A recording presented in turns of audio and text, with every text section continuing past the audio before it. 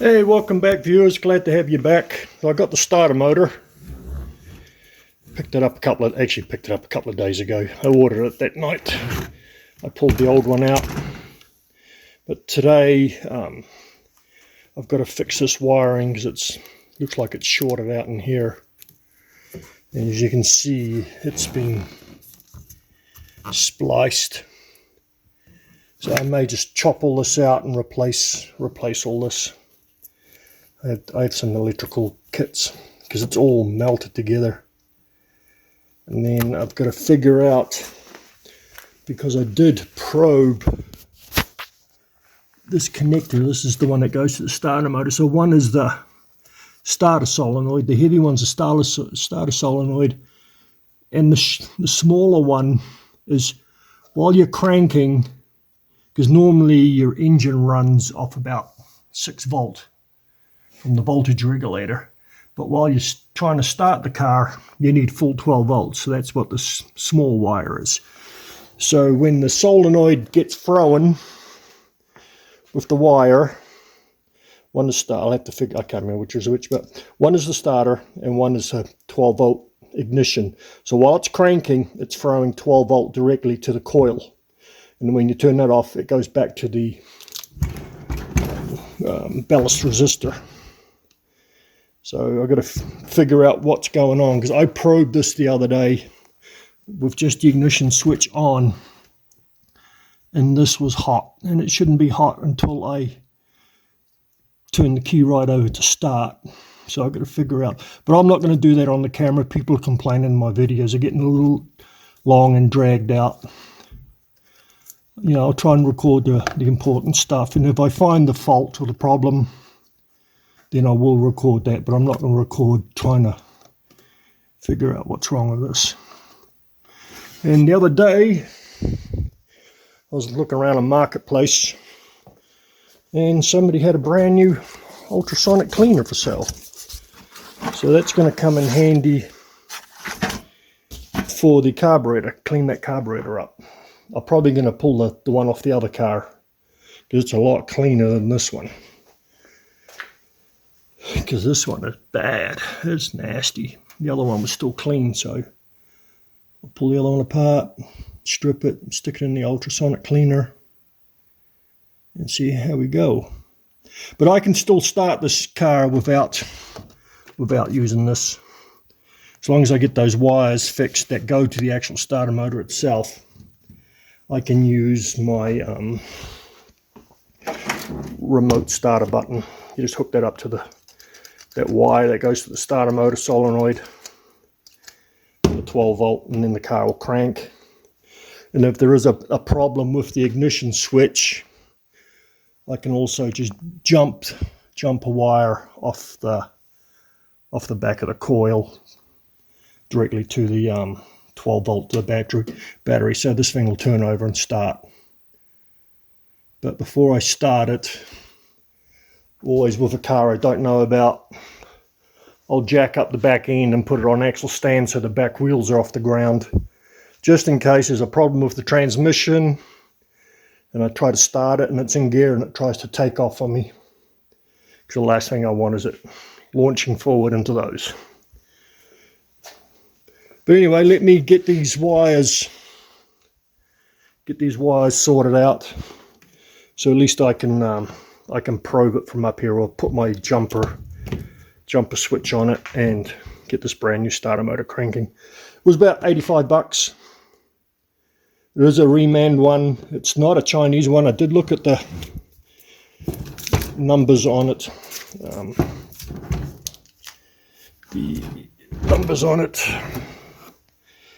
Put my glasses on my nose so I can see myself.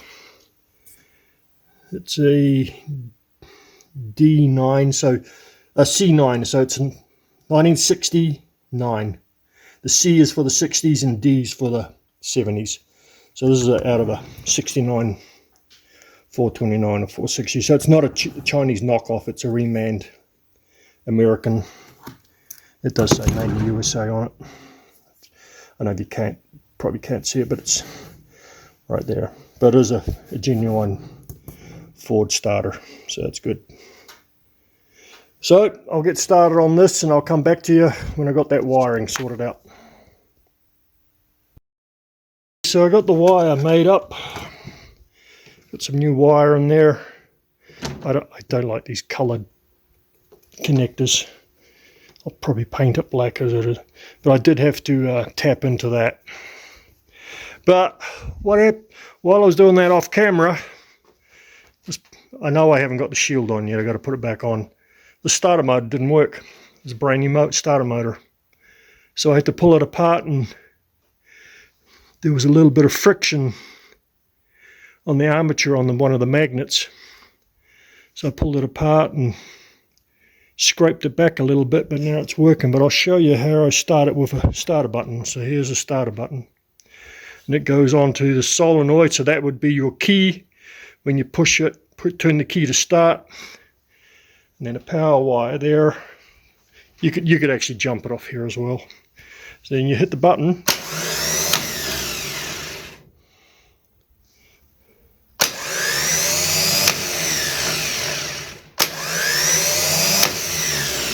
That's how your starter motor works. This one here is just for the 12 volt feed for your ballast resistor directly to the coil. So you're getting full 12 volts to start the car. Because if it's on the other side of the ballast resistor, there's just not enough spark to get the car started. So you need a full 12 volt while you're cranking. And that's how it works. And down here, the throw out. Oh, where are we? You'll see down here the throw out. That's how it works. So now I'll put the wires on and stick it back in and see if we can crank this engine over. Got the starter motor ready to go in. Got it wired up. Now what I do is, it's a little bit easier than trying to feed that wire up there. I have a piece of string tied up to one of the hoses. I've just got a bolt on the end of it so it weighs it down. And then I put down, I tie the wire onto the end of it, and then I just pull the string up and it pulls the wire all the way up, because it's quite a tight squeeze up in there, because I've got to get in behind this panel and the engine. And I still got to put the 12 volt cable back on. I may have to wrap that a little bit. It's a little bit nasty looking as well. It does have a heat shield on it. I have to wrap it up a little bit. I don't think I'll video the whole thing. You guys saw me pull it out. You put it in basically the same way. Get the starter motor up in here where it's supposed to sit. And then it'll give you enough room to put the cable back on and slide it back in and bolt it up. And then put the idler arm back on the shaft. So get it mounted in, and then we'll see if this thing cranks or turns. So I've got the starter motor hanging there. I double checked that main 12 volt cable. It's actually completely frayed down here. See this cable here? It's frayed and shorted out on the body. I don't know if that was part of the problem, but I've got some cables hanging up there, so I have to find a cable that's long enough and replace it. It's too far. I thought it was just the end was a little bit bare, but I looked up inside. It's actually shorted out on the frame, so I'll have to replace it. So I'll have to disconnect it here and pull it through and put a new one in. So there's the cable. I pulled it out, and that was actually rubbing up against the frame of the vehicle. So I'm surprised this car never caught fire. So he must have been living down a dirt road or something, and there's a lot of vibration, and it just took the shielding off and then shorted out. You can tell it's been cooked because just the way the copper is. It kind of has a weird look to it once it's been shorted out and really heated up. But yeah, I hate to cut the end off it. But yeah, I thought it was just this bit here, but then I looked up inside and it's completely chewed up. So I'll go and find another cable. And I don't have any cables long enough, so I'm going to have to drive into town. I remember I used the last long cable on my trailer because I accidentally busted one of the battery cables on that, so I had to use it. So I'm going to shoot into town, get a cable, and then carry on. Okay, so I went to the auto parts store and brought some new fittings. That's the ground strap that goes to the block. That one goes to the battery, to the junction, and then this one here goes down to the starter motor. What I did was I cut a piece of fuel line, just split it and then wrapped it over it, and I'm going to wrap tape around it because it sits inside a bracket, and that's exactly where it was wore out, so I don't want it to chafe on this because this is not very thick. So putting a big piece of rubber around it. I'll tape it on there so it doesn't slide down. It should be good. So I got the starter motor all wired up. This is the main power, 12 volt, and the solenoid, and the 12 volt feed for the ballast resistor. And I've just got a piece of rubber hose. I just split it and then just wrapped it around there and just taped it in place so it doesn't move. Because up here, I don't know if I can see, there's a little bracket up there that holds that cable in place. So now I've got to fight to put this starter motor back in. It's not hard, it's just that motor's so heavy you've got to hold it up in place while you're trying to feed a bolt in. I don't think I'll record it. It's just a reverse of what I did when I took it out. So there's nothing special. And I really haven't got room to put this camera anywhere. My little tripod isn't low enough on the ground that I can get an upwards angle like this. So I'll be back when I have the starter motor in. Starter motor's in. I haven't tightened these bolts up. This one's still loose because I'm still working on putting that one in. I don't want to tighten that bottom one up because you've got to wiggle the starter motor around a little bit to get that bolt to line up. So the last thing you want to do is cross thread it. But it's just about in. Hopefully that's what the problem was with this car. I hope there's no other problems with it. So today, I know I'm going to put a battery in it today and crank it and see if it'll turn over. I'm not going to start it today, but I'm going to see if it turns. I know it's got oil, I've checked the oil. So, get the starter motor in, so the wires are there. I can push that wire up a little bit further. And then the other wire I've got on a piece of string, and I'll pull that up through the engine, between the engine and the body, and get it plugged in. But I want to test the connections at the key end before I wire it up, because I'm thinking there might be a problem with the ignition switch. Because when I tested it earlier on, I had power to the starter wire when I shouldn't have had power until I turned that key further around. So, like I say, I think I may have a problem with the ignition switch on the bottom of the steering column. That the starter motor's not turning off and it's just winding out, and I think that may be why the starter motor burnt out. And it got so hot that it cooked everything. All these wires got all cooked, so it's probably why it's stripped. But it's lucky this car didn't catch fire, because that's a direct ground. 12 volt to a ground out. It could have caught fire easily. Well, let me get the starter motor tightened up, and then we'll go up top and connect some wires and a jumper button and see what happens. Starter motor's all bolted in. All we're going to do is pull the wires up, put new pins, cotter pins in the idler arm. So now we're going up top, grab the wires, pull them through, and throw a battery in it and see if we can jump this old girl and see what happens. So I've got the wire pulled up that goes into that one, but I want to test it. But I can jump it off that, get it cranking. Sorry, I'm out of breath. I had to claw underneath the car again. I'm just going to switch out this cable here and put a new one on because this one's all melted as well.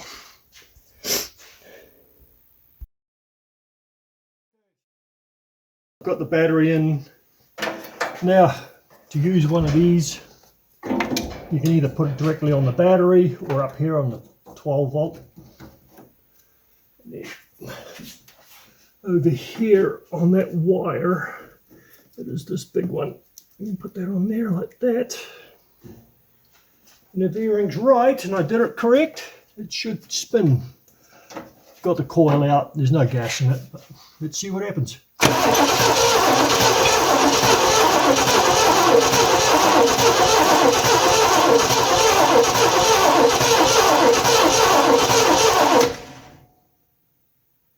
It spins. And the ignition's on too. I can hear the distributor ticking away. So the next one is, we're going to put the other carburetor on here. I'm going to take that one off because that one looks pretty nasty. And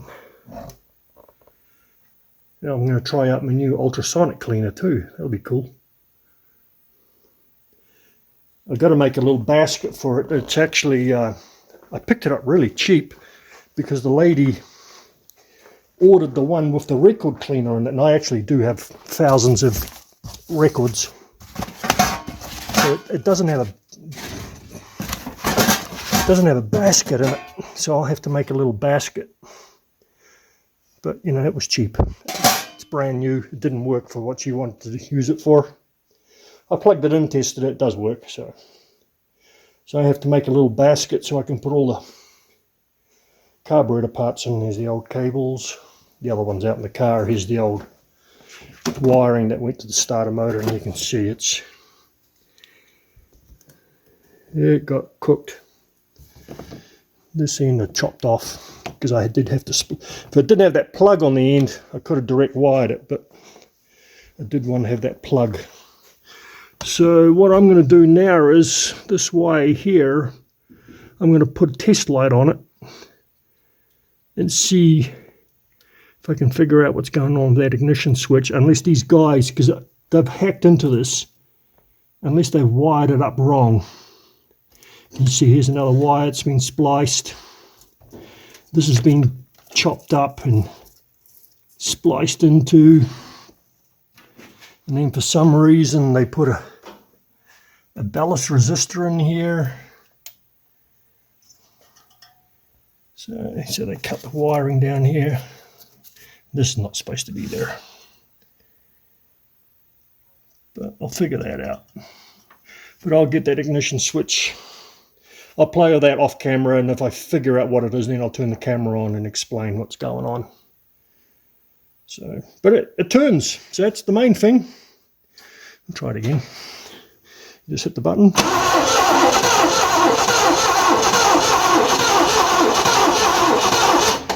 Sounds like it's got a little dead cylinder, but it could be just a stuck valve.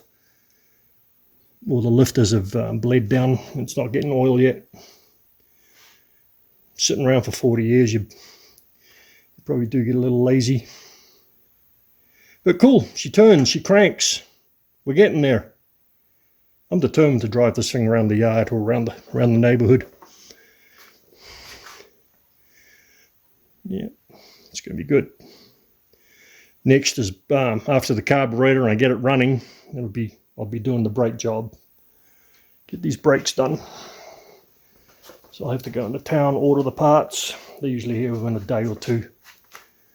Hopefully, I think last time they had everything except the master cylinder. I had to order it out of town. I think they overnighted it out of LA, which is usually here by the next day, lunchtime. if I get the order in before midday the day before. But I want to get it running first before I even start with the brakes. There's no point spending money on the brakes if this thing is dead. I'm going to look at the... I think this is a 50-something thousand mile car. Let's see. I wore out that brake pedal. No, that brake pedal is still clean. The steering wheel's cracked. It's not wore out. It's supposed to be imitation wood. And there's a rim blow in here. It's gone hard. You can buy those. Replace it. As you can hear, the ignition is still on. Okay. So, I'll go and pull that carburetor off that other car. It's not much to it. You guys don't need to see it. It's just disconnect these linkages. There's 4 little nuts on there. Disconnect the fuel line and the choke, and the carburetor's off. And I'll go and grab the other one, and I'll pull that one apart and show that little trick with those Neyland seats, the secondary Neyland seat, to close it off. It does help. I don't know why, but it does help. And like I said, I've got to figure out that wiring.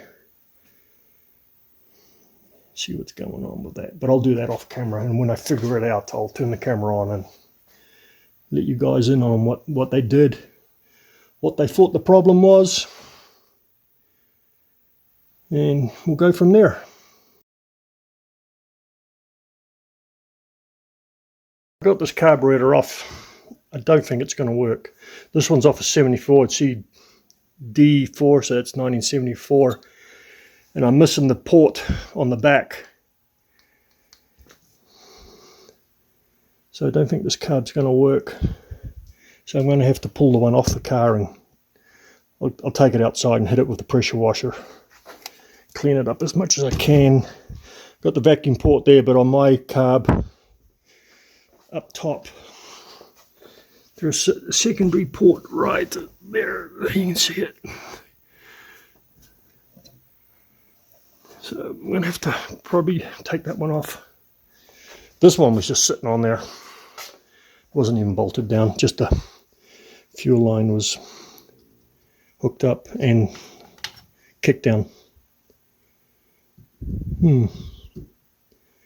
Just seeing if there's any stickers or tabs on it saying that's a reman. I remember Martin was saying, because this is off Martin's car, that he was having carburetor problems with, it's not here, sorry, it's the gold one I've been driving around. I actually rebuilt the carb on that. He had a Holly on it, or an Edelbrock, I can't remember, but he had an aftermarket one on there. So I put the original carb back on. But this one's not going to work, it's a later one, it's a later design. So I'll pull the other one off and figure that out. And get it cleaned, get it in the ultrasonic, and see if we can make this old girl run. Yeah. It'll clean up. I know it looks rough, but she'll clean up. I'll pull that roof off, get all the rest of this roof off. I'm not going to do rust work on this car as a video, but I think I'll just spray this black with like a bed liner for now, just so it looks a little tidier and I can drive it around, because it looks like it doesn't look too good. I was going to say something else, but I better not say those words. But get this roof cleaned off, and I'll just use it's quite good stuff actually, the spray on bed liner. I'll just spray it black. I can usually do a roof with 2 cans. I have done a roof before with that stuff, just to cover it up, just to tidy it. These are always painted the same color as what the roof was. These are not supposed to be chrome. So, and then the fun is seeing if those windows work. Got to plug in the switches and see if they go up and down. In a way, I hope they don't, because that gives me a video to show you how to do these. A couple of guys already texted me and emailed me saying, hey, when are you doing the window switches? I really want to see how that's done. So that's the most common problem with these cars, switches and the motors themselves, but got to pull the doors apart to do those. It's not hard. The way I usually do is get a pair of like the body vice grips for doing body work. I've got a flat pair somewhere. These ones here. I put a piece of plastic in between the jaws, and you've got to clamp the window so it doesn't drop down, because there's only 2 bolts holding that whole glass and on the regulator, so you've got to clamp it in place, undo the 2 bolts, and you can take the regulator out and just leave these on there. You got to put some plastic in there because this stuff dents real easy, but these work good because that spreads the pinch out, and the same on the back, just to hold that window in place so it doesn't, because these windows are really, really heavy. There's a huge big aluminum frame underneath here as well. Sorry, looking at the door, not the camera. There's a big aluminum frame that's glued into the window, and these windows are really heavy. Not like the modern stuff, you know, you can pick it up, just pull it out. But yeah, so I'll do a video on them. Usually these work. If they're loose, you can sometimes glue them back in. Yeah, these ones are still in there. Sometimes these come loose, you can kind of glue them back in their track. But normally these don't have the problem like these ones do. These ones, it's usually just the switches. And I've got to clean that out in there. You don't have smell-o-vision, but it smells of rats and mice. Oh, another thing I keep meaning to say in my videos, I'm sure someone's noticed it. When you see a close-up of me and I'm covered in white fur and I look like I've been wearing this for months, I've got a little kitten that was actually in one of my Cadillacs. A feral cat had a kitten in there, and I trapped them both, caught them, got them both spayed. The kitten's about 6 months old now, and we got the mum spayed and I let her go. I think she's living in the barn. She's been here for about a year. I've seen her in coming and going, but one day I went to sell one of these Cadillacs. I had another one that sat over there, but it's gone now. But she had a kitten in there, so I thought, that's cool. It's a cool looking little kitten. I'll post a picture of it. She's sitting on my shoulder. That's why I'm covered in fur. She jumps up on my shoulder and sits here. She's like part Siamese, and she's got beautiful blue eyes.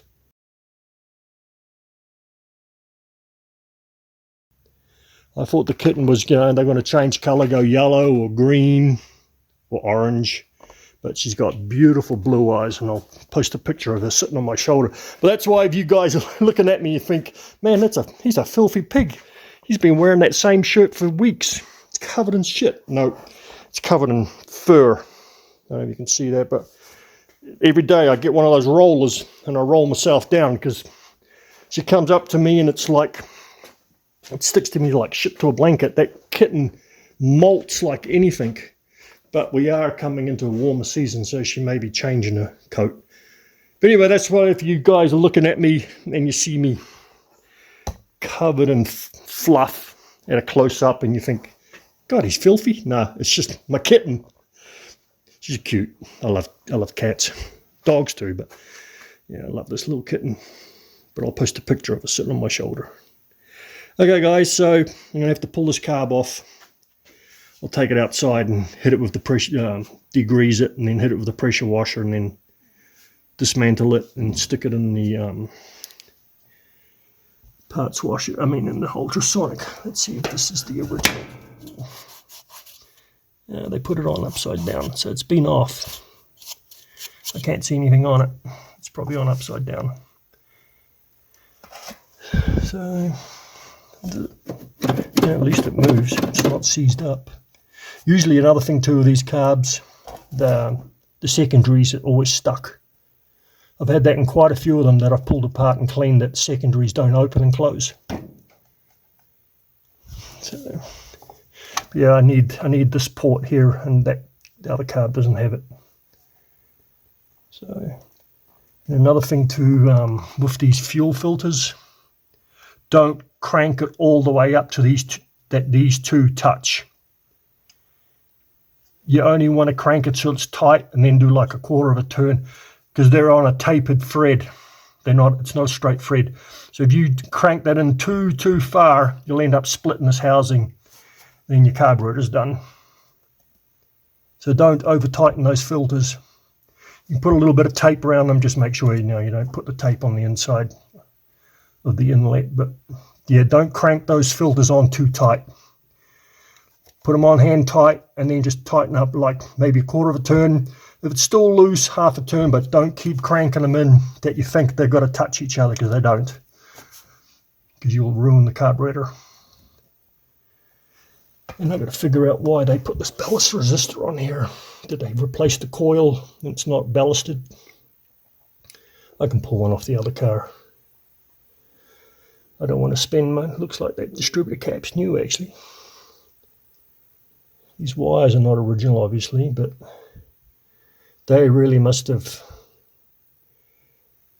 really couldn't, how should I put it, they couldn't figure out what was wrong with this car. Like, they put this on, they've done this, they hacked the wiring, all this wiring was melted, so I put new cables on there.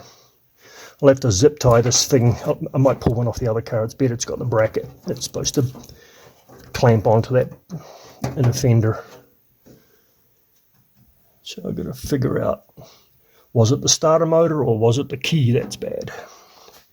The ignition switch, and they couldn't turn the starter motor off, and it just kept on whining and whining. And then it stopped, obviously, it burnt out. And then they couldn't get the car started, so they couldn't figure out why the car won't run. So they started replacing everything. Because I don't know if you guys can't see it or not, but this cap's, I know it's probably 40 years old, but that cap's seen no service at all. But it's like brand new inside.